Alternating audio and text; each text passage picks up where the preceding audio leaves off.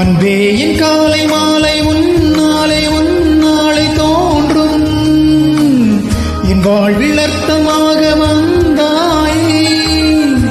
இல்லாமல் ஓடி ஓடி நான் தேடும் என் தேடல் நீதான்.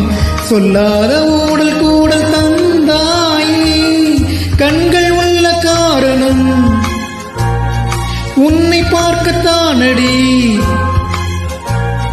வாழும் காலம் யாவும் உன்னை பார்க்க இந்த கண்கள் போதாதே.